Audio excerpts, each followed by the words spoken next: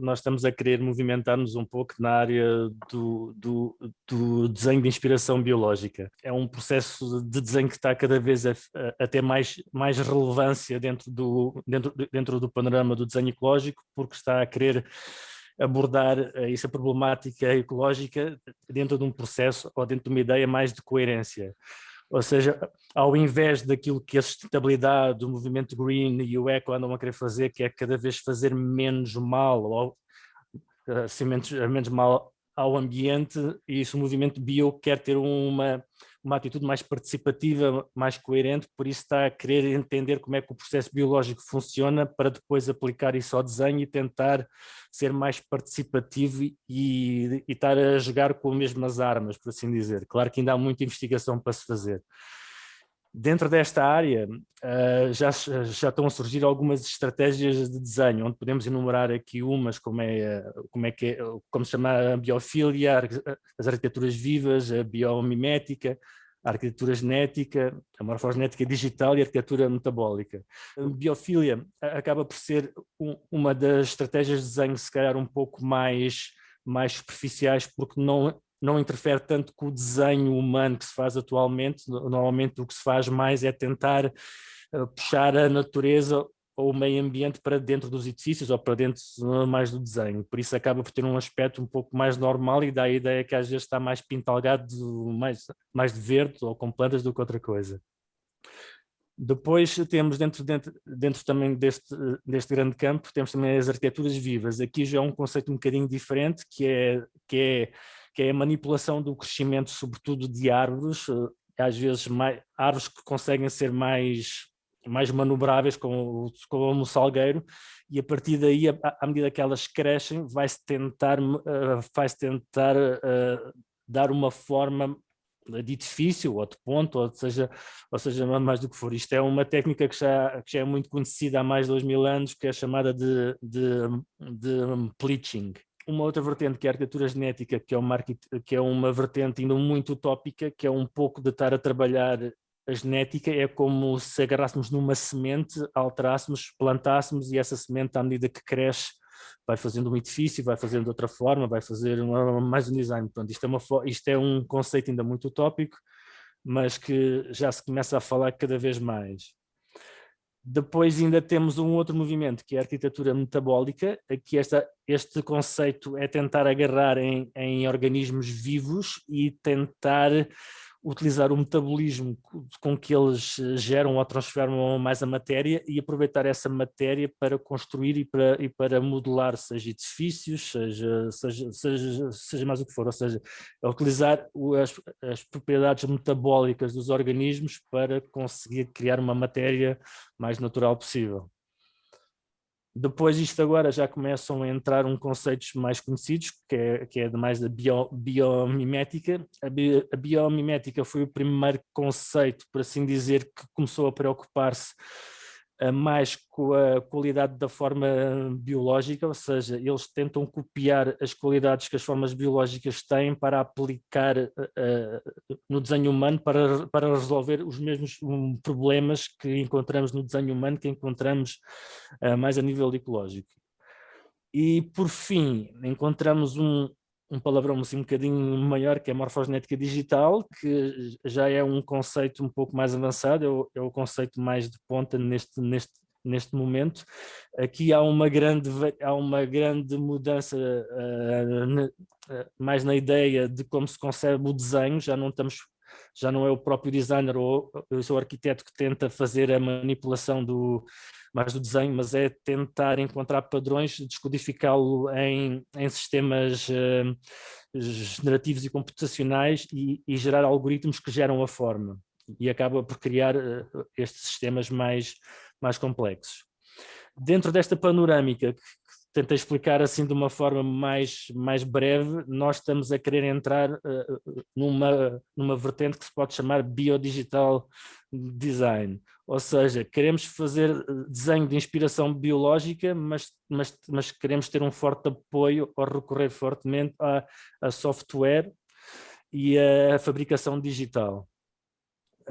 Por isso a nossa ideia é tentar gerar objetos para uso humano que sigam o mesmo processo de composição geométrica utilizado pelas formas biológicas. Este processo ou este conceito de biodigital design vai cruzar três grandes áreas, por assim dizer. Vamos cruzar a área do design, a área da biologia e a área da tecnologia. E o que é que se pretende extrair de cada uma destas áreas? O que é que nós queremos trazer? A nível mais da biologia, nós queremos estar a descodificar o padrão morfológico da forma biológica. O que é que isto significa?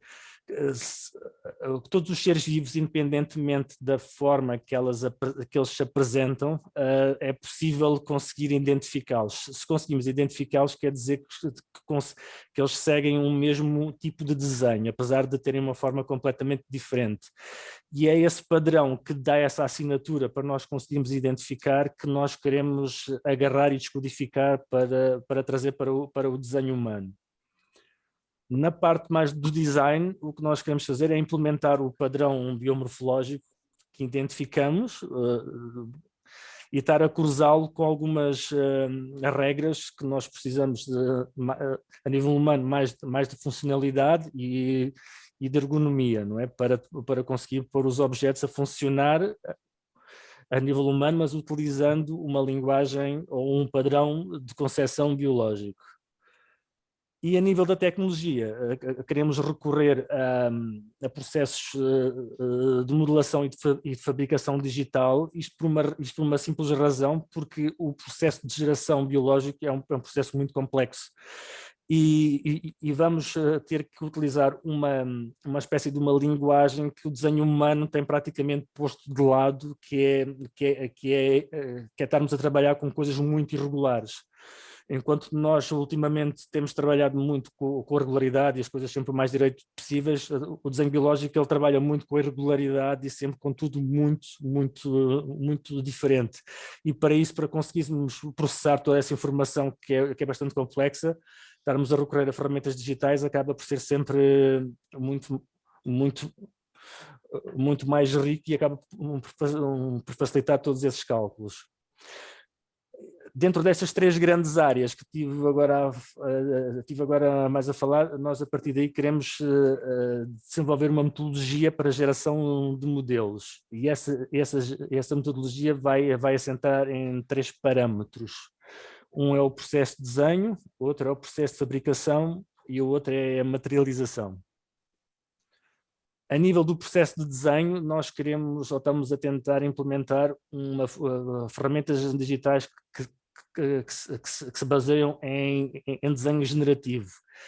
Este conceito é o conceito que é utilizado pela biologia, porque eles utilizam as mesmas regras geométricas para criar muita diversidade de forma. E eu aqui só pus um exemplo em que dá para perceber, isto não tem nada a ver com exemplos biológicos, mas dá para perceber que eu aqui no canto superior esquerdo tenho 4 formas com 4 letras, e é a maneira como nós fazemos a sequência de aplicação dessas formas é que vai gerar a diversidade, ou seja, nós vamos conseguir criar muitas formas diferentes, sempre com a mesma assinatura, que é isto um pouco, que é um pouco o processo como a biologia funciona. Para dar um exemplo mais complexo dentro desta área, isto aqui não tem nada a ver mais com biologia, mas dá para perceber, só para dar uma ideia, que aplicando regras que podem ser comuns a todos, podemos estar a conseguir definir objetos completamente diferentes. Têm todos a mesma identidade, têm todos a mesma assinatura, só a sequência com que as regras foram aplicadas é que são feitas de maneira muito diferente, e isso faz com que a forma se altere completamente. Logo, a nível do processo de fabricação, os principais requisitos que tínhamos em mente era ter uma relação, era que o processo de fabricação tivesse uma relação direta com o processo de desenho. Como o processo de desenho vai ser muito dinâmico e vai ser muito dinâmico e vai ser muito diversificado, temos que arranjar um processo de fabricação que consiga responder a esse dinamismo sem que a fabricação esteja a ser completamente, ou esteja sempre a ser reajustada, não é? Ou seja, conseguimos ter formas diferentes e conseguir produzi-las logo sem estar a mexer em todos os mecanismos que um processo de fabricação tem. Outro requisito era a capacidade de estarmos a materializar estruturas geometricamente complexas e sem gerar desperdício, sem estar a gerar desperdício material. E o outro caso era a produção de objetos de grande dimensão por assemblagem ou por peças contínuas. Por isso, o principal processo de fabricação que estávamos a pensar era o uso de impressão de 3D e com recurso à robótica, porque os braços robóticos dão-nos uma maior liberdade para manipular formas complexas. No último parâmetro que tínhamos no nosso conceito, temos a materialização. A nossa ideia era tentar arranjar um processo de imprimir mais com biomateriais de uso local, porque a ideia é implementar um conceito de economia circular, mais de reutilização de material. Podemos ter alguns exemplos aqui, como a cortiça, como o fungo, a areia, a terra, vidro, madeira, pasta de papel.